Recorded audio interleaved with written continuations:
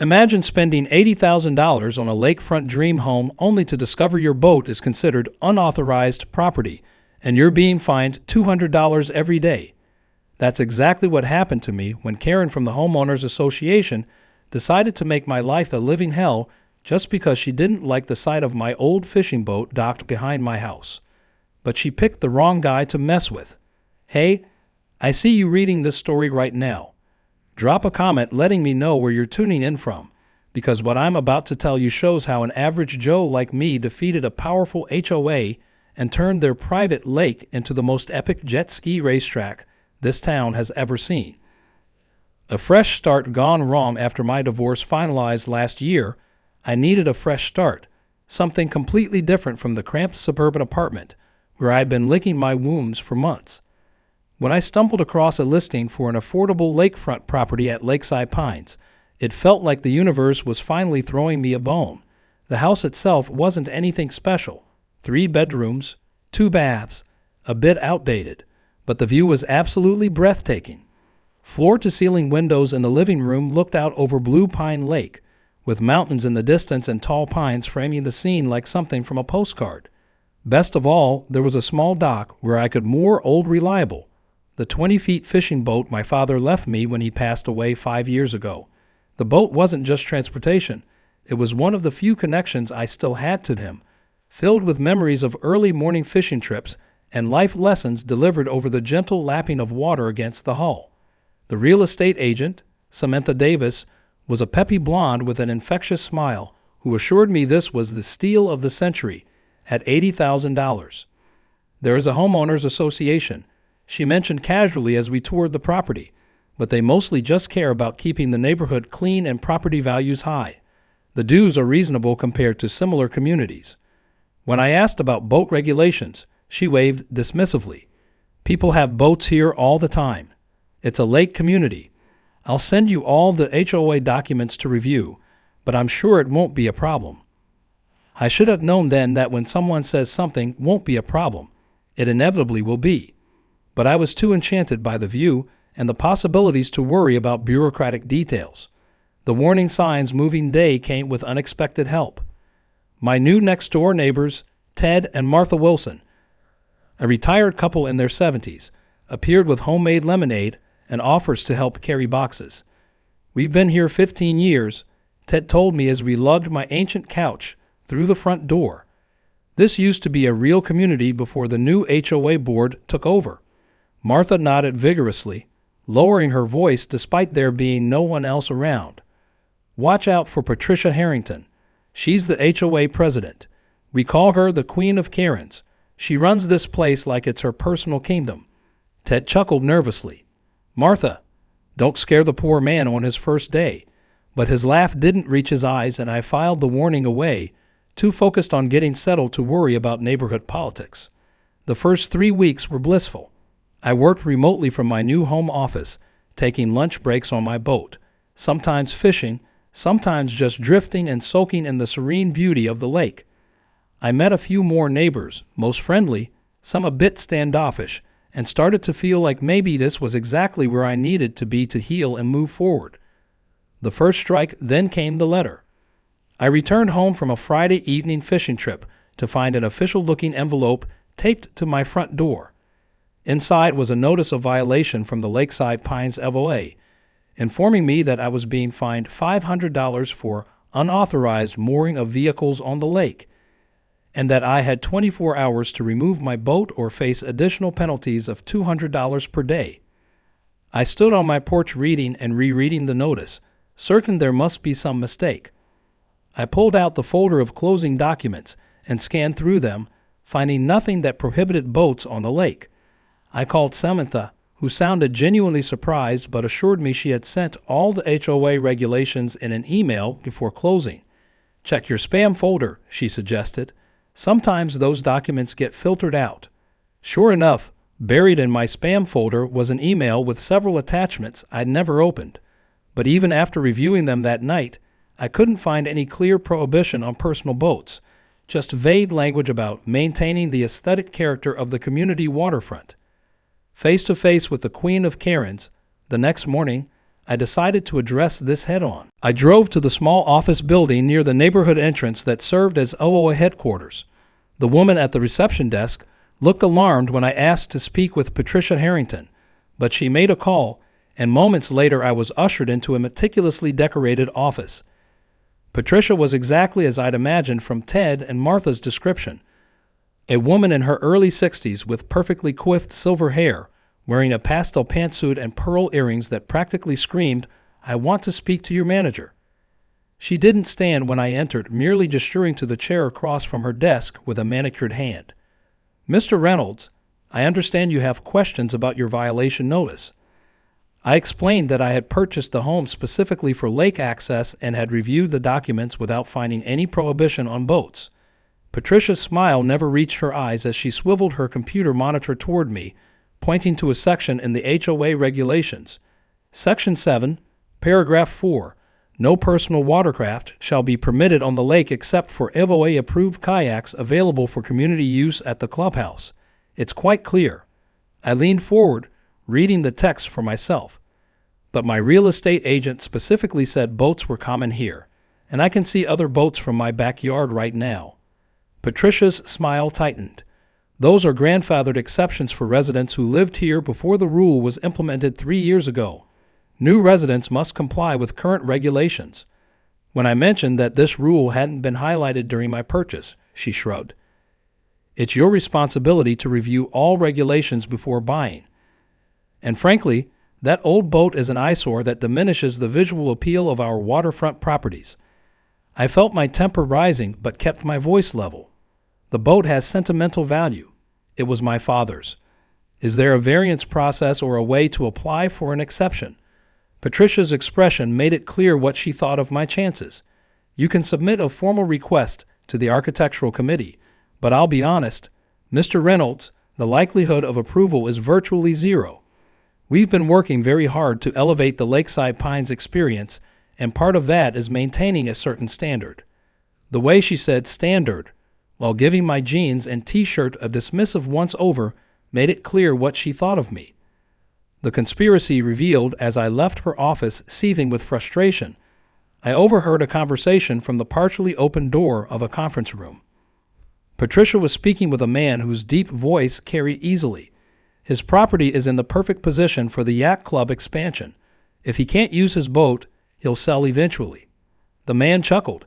Patience, Patricia. These things take time. I lingered in the hallway, trying to catch more of the conversation, but they lowered their voices. That evening, I visited Ted and Martha, who invited me in for dinner and listened sympathetically to my story. That would be Robert Hamilton's voice you heard, Martha said, passing me a slice of homemade apple pie. He's the HOA vice president and owns the biggest real estate company in town. He and Patricia have been systematically changing the rules for years, pushing out original residents to make way for wealthier people and commercial projects. Ted nodded grimly. They've been trying to get us to sell for 3 years. First, they banned our bird feeders, then cited us for our garden gnomes. When that didn't work, they tried to fine us for our non-conforming mailbox. We've been here since before the HOA even existed. They can't legally make us leave, but they can make life difficult enough that selling seems like the best option. That night, I stood on my back deck looking out at Old Reliable gently bobbing in the water, illuminated by the moonlight. $500 plus $200 per day was more than I could afford long-term, but the thought of selling my dad's boat or keeping it in storage where I couldn't use it felt like betraying his memory. As for moving again so soon after finding this place, that wasn't an option either. They might control the board, I said to the night air, but they picked the wrong guy to push around. If they want to fight, I'll give them one they won't forget. Research and discovery. The next morning, I drove to the county library, a small but well-maintained brick building in the center of town. If I was going to fight the HOA, I needed to understand exactly what rights they had over the lake. The librarian at the reference desk, Sarah Johnson, was about my age with intelligent eyes behind fashionable glasses and a no-nonsense demeanor that softened when I explained my situation. Another Lakeside Pines victim, she said with a knowing nod. I fought with them for 2 years about the trees in my front yard. They claimed they were non-approved species, even though they predated the development by decades. She led me to a computer terminal and showed me how to access the county's historical property records database. Start with the original development plans from the 1960s. That's when they first built homes around Blue Pine Lake. For hours, I sifted through scanned documents, plat maps, and property records, Sarah occasionally checking on me, bringing coffee and offering guidance when I hit dead ends. By mid-afternoon, we found something significant. The original planning maps showed clearly that Blue Pine Lake was designated as county water, not private property.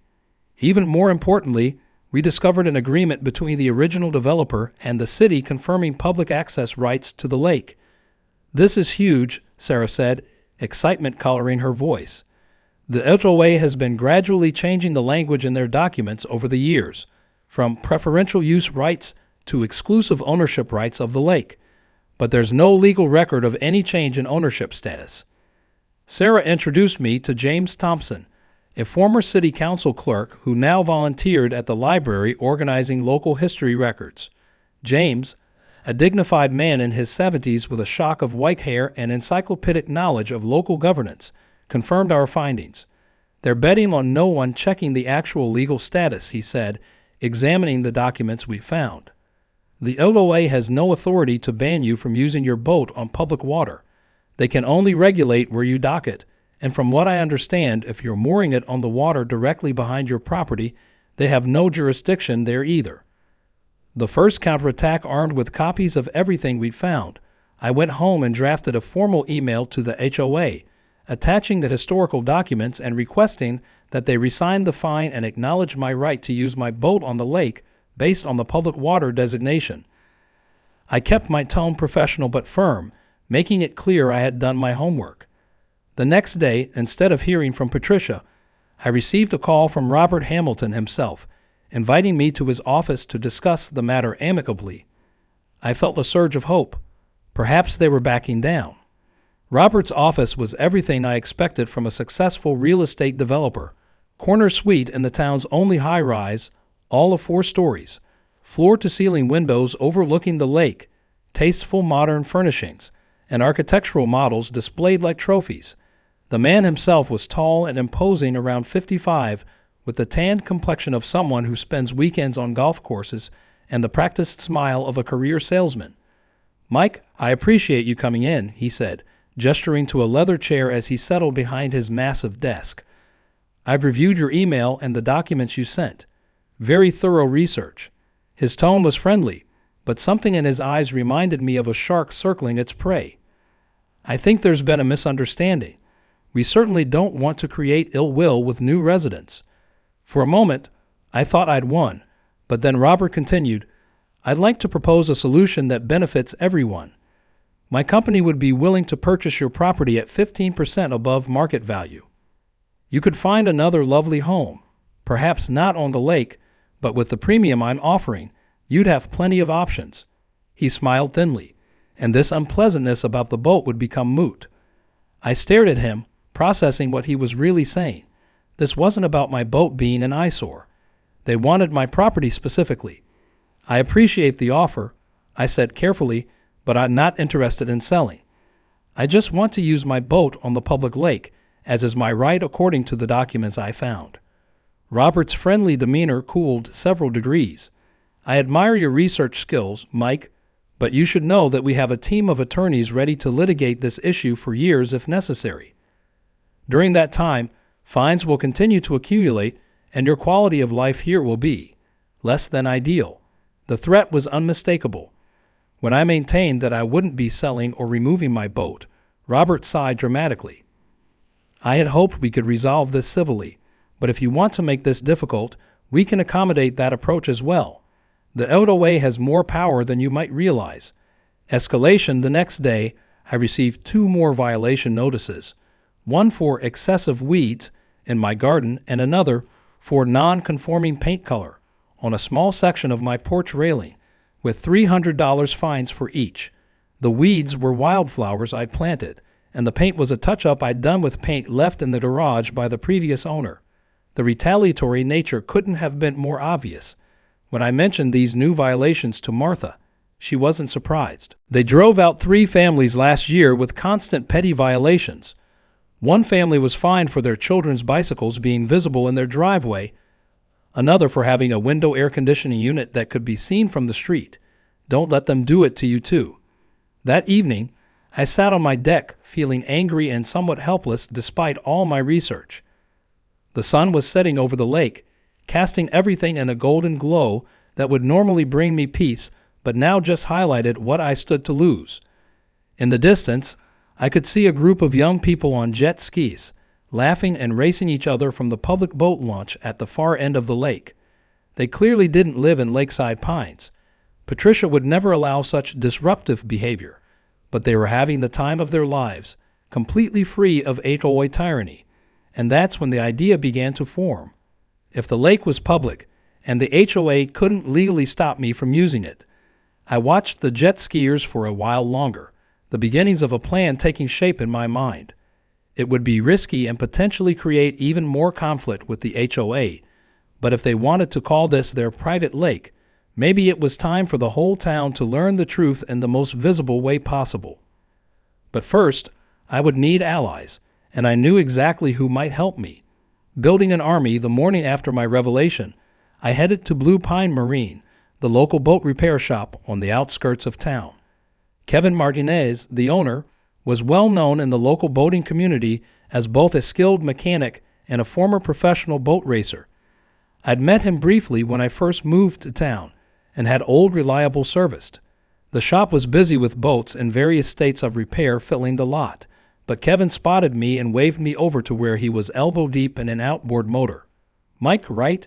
How's that vintage Johnson running?" I was impressed he remembered both my name and my boat's engine after just one meeting. When I told him it was running fine, but that I had a different kind of problem, Kevin wiped his hands on a rag and led me to a small office cluttered with racing trophies and technical manuals. I explained my situation with the HOA, their false claims about lake ownership, and my idea to organize a jet ski race across their lake as a way to publicly demonstrate its actual status as public water. Kevin's face transformed from interested to downright gleeful. "Man, I have been waiting for someone to take those Lakeside Pines snubs down a peg for years," he said, leaning forward intently. Robert Hamilton didn't just screw over lakefront homeowners. 5 years ago, he bought the marina where I had my business through some shady backroom deals with the county commissioners, rezoned it, kicked out all the small businesses like mine, and turned it into that fancy yacht club that only millionaires can afford to join.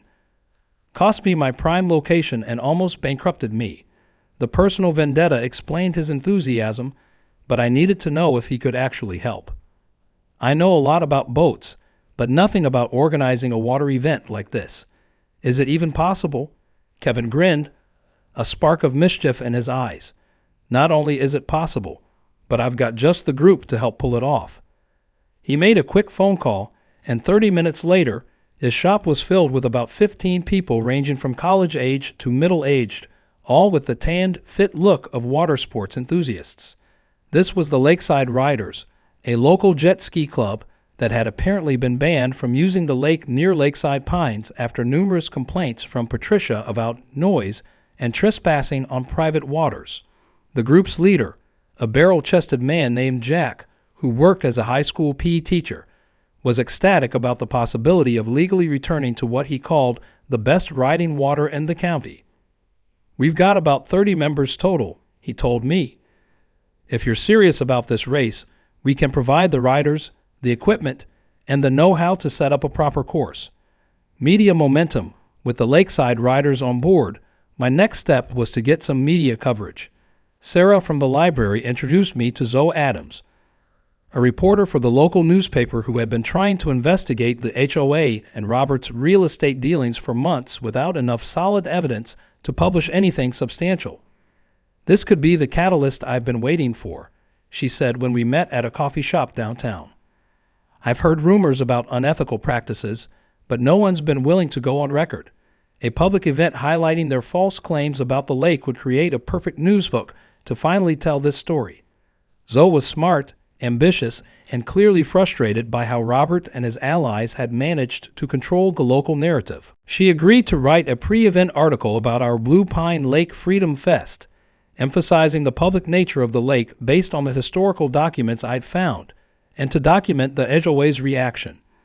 Our planning sessions moved to Kevin's shop after hours, where we mapped out the logistics of the event. We scheduled it for Saturday afternoon the following weekend, coincidentally the same day the HOA was hosting their annual investors' cocktail party on the shoreline near Patricia's home. The race route would run along the lakefront of Lakeside Pines, with the starting point at the public boat launch and the finish line at another public access point. Jack and the Lakeside riders handled the technical aspects, ensuring everything would comply with water safety regulations. Kevin reached out to his contacts in the local boating community to spread the word, while Zoe prepared her article for the Thursday edition of the paper. The war intensifies while our plans developed. The HOA escalated their campaign against me. New violation notices appeared almost daily. For my trash cans being visible from the street, they weren't. For unapproved landscape plants, the same wildflowers as before. For excessive noise from my normal conversation volume phone calls on my deck. Ted and Martha, along with a few other neighbors who'd heard about my stand against the HOA, began stopping by to offer support and share their own stories of HOA abuses. I learned that one elderly resident had been fined repeatedly for a ramp he installed for his wife's wheelchair because it didn't match the HOA's approved designs, despite being ADA compliant. Another family had been cited for their children's basketball hoop, which had somehow violated the sporting equipment storage guidelines. Kevin also revealed something concerning. Robert was lobbying the county to change regulations about lake usage, attempting to privatize a large section of it for his proposed marina expansion. They're trying to change the rules of the game, Kevin warned. We need to act before they manage to rewrite the laws in their favor. Sarah had been continuing her research and made an important discovery. Minutes from a city council meeting 5 years earlier showed that Patricia and Robert had actually applied to change the legal status of the lake to HOA private property and been denied. Yet they had continued to act as if their application had been approved, even going so far as to post private water, no trespassing signs along the shoreline of Lakeside Pines. The day before our event, I received a cease and desist letter from the HOA's attorney, threatening legal action for organizing unauthorized activities on private property. I forwarded it to James Thompson, who confirmed that legally the HOA had no grounds to stop our event as long as we followed normal safety regulations for water activities. That evening, as I was grilling dinner on my deck, a black SUV pulled into my driveway. Robert Hamilton emerged, looking less polished than in his office, his face slightly flushed, his movements tense. I came to make one final offer, he said without preamble. We'll cancel all outstanding violations and increase our purchase offer by another 5%. Just cancel tomorrow's event. When I declined, his facade of businesslike civility cracked. You'll regret this decision, he said, his voice low and threatening. You have no idea who you're dealing with or what's really at stake here. As Robert drove away, I couldn't shake a feeling of unease. There had been something in his eyes beyond anger, a confidence that suggested he had an ace up his sleeve. Something told me tomorrow wouldn't go as smoothly as planned, but I never imagined that Patricia would be willing to damage the very lake paradise she claimed to protect just to defeat me. Sabotage and showdown. I woke before dawn on Saturday, too anxious to sleep. By 8:00 a.m., I was at the public boat launch helping Kevin and the Lakeside riders set up. The weather was perfect, clear blue skies, gentle breeze, and warm sunshine that made the lake sparkle. Word had spread quickly thanks to Zoe's article and social media shares, and a sizable crowd had already gathered, families with coolers and lawn chairs, local boating enthusiasts, and curious residents from surrounding neighborhoods all mingled along the shoreline, creating a festival atmosphere that exceeded our expectations. But as the Lakeside riders began to launch their jet skis for some practice runs, Jack rushed over to me with a concerned expression. We've got a problem. The water level has dropped significantly overnight.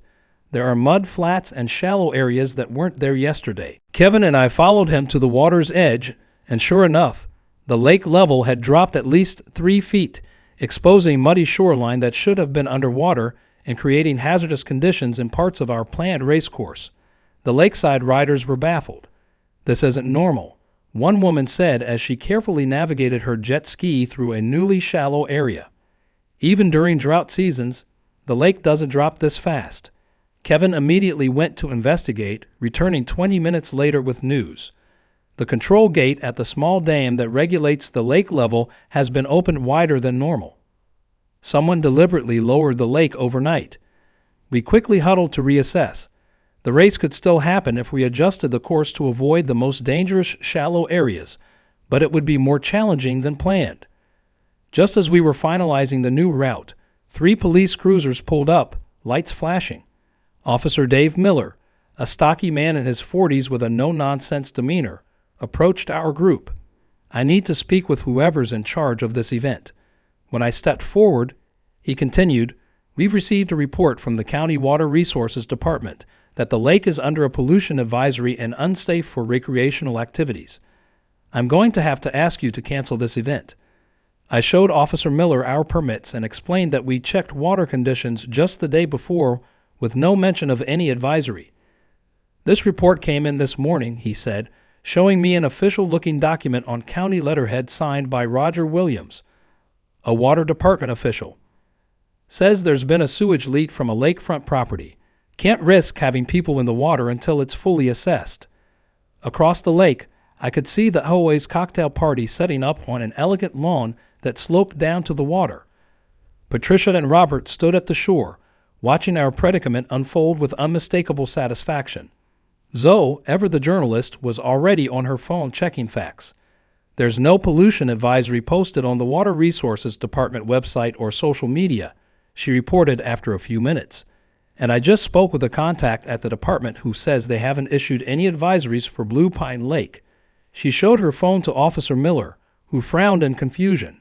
Meanwhile, Kevin had been examining the dam mechanism more closely and made another discovery. The control gates are kept locked, and only department officials or authorized personnel have access. Someone with authority deliberately drained the lake. The situation was descending into chaos. Our gathered crowd was growing restless, many people already packing up to leave. The jet ski riders were frustrated, having traveled from across the county for an event now in jeopardy. As I stood there feeling our carefully laid plans crumbling, I noticed something that didn't fit: a sleek motorboat launching from the HOA party dock, cutting across the supposedly polluted water with Robert Hamilton at the helm, giving guests a tour of the lake. I quickly snapped several photos with my phone and showed them to Officer Miller. "If the lake is too polluted for our event, why is the HOA hosting boat tours right now?" At that moment, Zoe received a text from an anonymous source containing an audio recording of a conversation between Robert and someone identified as Roger Williams, discussing the plan to lower the lake level and fabricate a pollution report to disrupt our event. Officer Miller listened to the recording, his expression darkening. After conferring with the other officers, he approached me. "Look, I responded to an official report, but if that report was falsified, I have no legal grounds to shut you down. Just be careful with those shallow areas." Victory from the jaws of defeat, the relief that washed over me was short-lived as we scrambled to reorganize. Kevin and Jack quickly modified the course again, creating a shorter route that stayed in deeper water. We announced over our portable PA system that the event would proceed with a slight delay and a modified course. From across the lake, I could see Patricia gesturing angrily as the first wave of jet skis roared to life. The riders put on an impressive show, sending sprays of water high into the air as they raced past the HOA party. The noise and commotion clearly disrupted their elegant gathering, with several guests visibly questioning what was happening. Zoe moved through our crowd, interviewing participants and spectators, collecting statements about how the HOA had misrepresented their authority over the lake for years. Despite the sabotage attempts, the race was a success. Though smaller than we planned, the lakeside riders were jubilant at having reclaimed their access to the lake, and many spectators expressed support for our cause. My sense of triumph evaporated when I returned home that evening to find yet another violation notice taped to my door. This time, the HOA had hired an independent building inspector to evaluate my house, who had supposedly found multiple safety violations requiring thousands of dollars in repairs within 30 days or additional steep fines. The list included everything from improper electrical wiring to structural deficiencies in my deck, all of which had mysteriously passed inspection when I had purchased the home just months earlier. Zoe quickly investigated and discovered that the inspector was Robert's brother-in-law, and many of the cited violations were either fabricated or grossly exaggerated. "They're trying to bankrupt you," she said grimly. "They can't make you sell, but they can make it financially impossible for you to stay." The final battle that night, as I pored over the latest bogus violations, a plan for a true counterattack began to form. The jet ski race had been just the opening salvo, a way to bring attention to the issue. But with the recording of Robert and Roger discussing the lake drainage, evidence of the falsified pollution report, and now the fraudulent inspection, I had ammunition for something much bigger. The HOA had crossed the line from bureaucratic bullying into potentially criminal behavior, and it was time to bring in the heavy artillery. I made a call to a number James Thompson had given me just in case things escalate, the office of Marcus Wright, an attorney who specialized in HOA disputes and had a reputation for taking on powerful interests and winning. "It sounds like you've got quite a case, Mr. Reynolds," Marcus said after I explained the situation. "I'd be happy to meet with you first thing Monday morning." Marcus Wright's office was nothing like Robert's sleek corporate suite. Located above a hardware store in the older part of downtown, it was cluttered with books, files, and framed newspaper clippings documenting various legal victories. Marcus himself was a study in contrasts.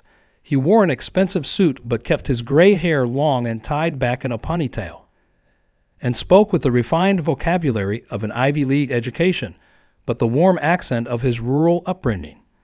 "I've been fighting HOAs for 20 years, he told me after reviewing the evidence I'd gathered, but the lengths this board has gone to force you out are exceptional, even by the standards of bad HOAs. They've left themselves vulnerable on multiple fronts, legally, ethically, and now potentially criminally." Marcus helped me draft a formal legal letter to the HOA board, demanding they rescind all unsubstantiated fines, cease harassment, and publicly acknowledge the true status of Blue Pine Lake as public water. The letter also detailed the evidence we had regarding the lake drainage, falsified pollution report, and fraudulent building inspection, making it clear that we were prepared to pursue legal action if necessary. "This is just opening negotiations," Marcus explained. "Based on how they respond, we'll determine our next steps." Meanwhile, Zoe was developing her story into a major investigative piece, not just about the sabotaged jet ski event, but about the entire pattern of HOA abuses. Her article included testimonials from residents who had been forced out by similar tactics, details of Robert's development plans, and connections between the HOA and local officials. I also reached out to an old college friend, Ryan Nelson, now a technology and data analysis expert. Ryan helped me dig deeper into the HOA's finances, discovering a series of suspicious transactions. Violation fines from residents weren't being deposited into the HOA's general fund as required by their bylaws, but were being diverted to a shell company linked to both Robert and Patricia. With these findings, Marcus and I approached Diana Lopez, the director of the County Environmental Resources Department and Roger Williams' boss. Diana was visibly shocked by the evidence we presented about the lake drainage and falsified pollution report. "This isn't just an administrative issue," she said firmly. "Deliberately manipulating water levels can harm the ecosystem and aquatic species, and falsifying official reports is a serious offense. I'm launching an internal investigation immediately." The house of cards collapses when Zoe's article was published and quickly spread across local social media. Many Lakeside Pines residents began questioning the HOA's operations. Ted and Martha organized an informal meeting at their home where over 20 residents, many of whom had also experienced HOA harassment, gathered to share experiences and discuss a path forward. Robert and Patricia responded by calling an emergency HOA meeting, attempting to control the damage and discredit the allegations. They claimed Zoe's reporting was fake news and threatened to sue the newspaper. They also denied any involvement in the lake drainage, blaming it on a technical malfunction at the dam. I attended the HOA meeting with Marcus, bringing copies of all the evidence we collected for any interested residents. When Patricia tried to prevent me from speaking, citing procedural rules, Marcus intervened, citing HOA bylaws that guaranteed members the right to speak at open meetings. Before the assembled residents, I presented all the evidence of the board's misconduct, from manipulating the lake's legal status to arbitrary fines, fabricated violations, and the diversion of penalty funds into personal accounts. I finished by playing the recording of Robert and Roger discussing draining the lake and faking the pollution report. The meeting erupted into chaos. Some residents angrily demanded Patricia and Robert's immediate resignation. Others called for a full audit of the HOA's finances. Robert attempted to regain control, declaring the meeting adjourned and ordering me removed from the room. But most residents stood with me, refusing to leave until they received satisfactory answers. At the height of the tension, Diana Lopez entered with 2 environmental department officials and Officer Dave Miller.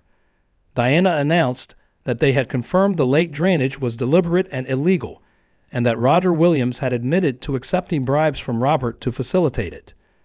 We have a warrant to search the HOA office and Mr. Hamilton's personal records in relation to serious allegations of financial fraud and environmental sabotage, Officer Miller stated.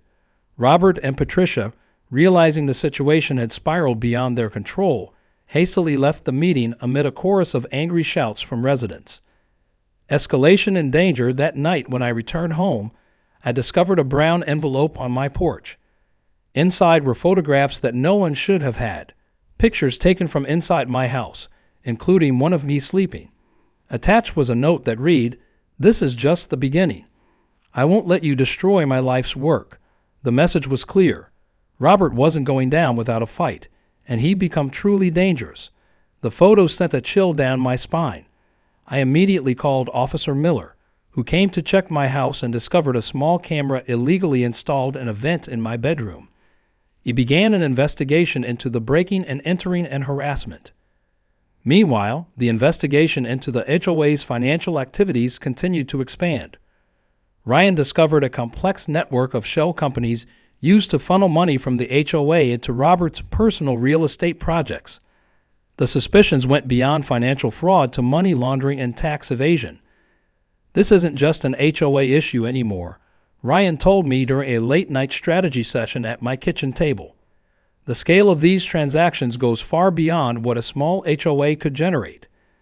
I think Robert is using the HOA as a front for much larger financial operations.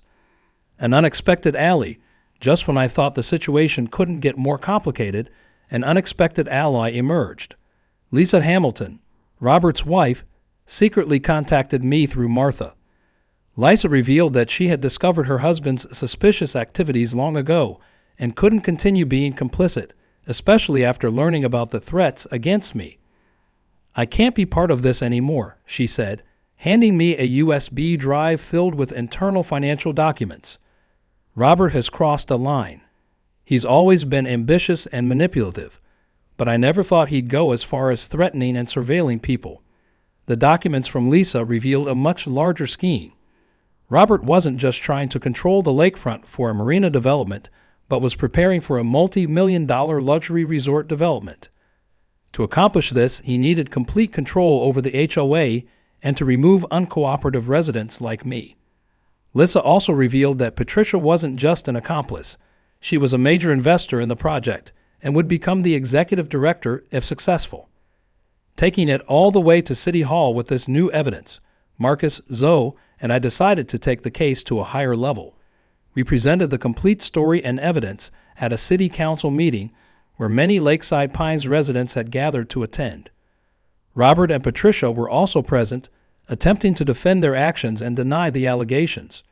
Robert claimed he had nothing to do with the camera in my house and accused Lisa of providing doctored documents out of personal animosity in an upcoming divorce. The meeting grew tense, with both sides presenting arguments and evidence. But as the debate continued, a quiet, unassuming man entered the council chambers and sat in the back row. After listening for a while, Agent Keller of the FBI introduced himself and revealed that the FBI had been investigating Robert Hamilton for 6 months as part of a larger investigation into real estate fraud and money laundering in the area. The evidence from me and my allies had provided the final pieces they needed. We have warrants for the arrest of Mr. Hamilton and Ms. Harrington on multiple federal charges including wire fraud, money laundering, conspiracy to defraud, and obstruction of justice, Agent Keller announced. The council chambers fell silent in shock as Robert and Patricia were handcuffed. Robert, with fury in his eyes, looked directly at me. I built everything from nothing. You think you've won, but I still have allies you don't know about. After they were led away, the city council quickly passed a resolution confirming the public status of Blue Pine Lake and calling for a comprehensive audit of the Lakeside Pines HOA. The meeting ended with neighbors and allies congratulating me.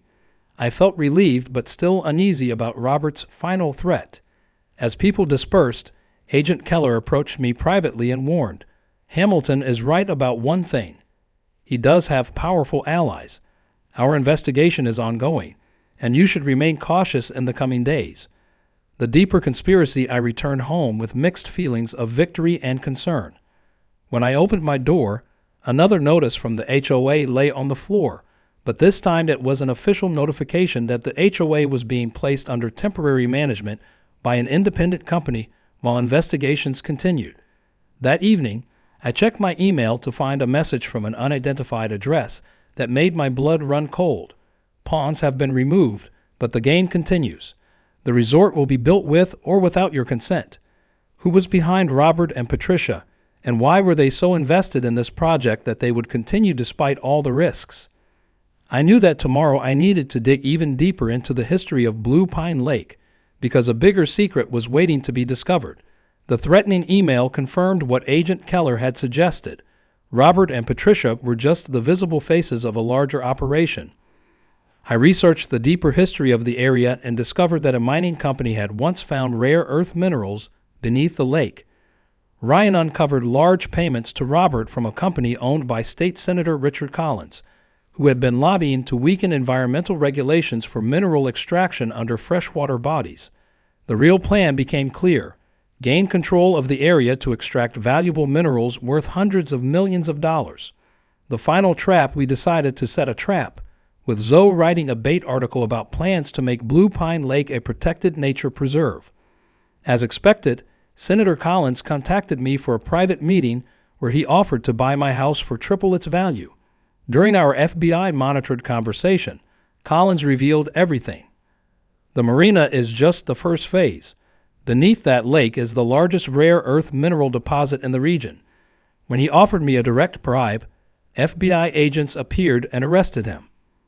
The arrest created a major political scandal, uncovering a wide-ranging corruption network. With the masterminds arrested, the Lakeside Pines HOA was completely reformed, with Ted as interim president. The town designated Blue Pine Lake as protected public water and established an annual freedom race to commemorate our victory. A new beginning. As summer ended, I sat on my porch with my new friends, celebrating our victory with a bottle of wine. Sometimes, I told them, you have to fight for what's yours, even when the odds seem overwhelming. I posted a photo of my boat on social media with the caption, "HOA tried to find me for this boat. Now we host an annual jet ski race on their private lake. Sometimes bullies pick the wrong person to mess with." The post went viral, becoming a symbol of ordinary people winning against corrupt power.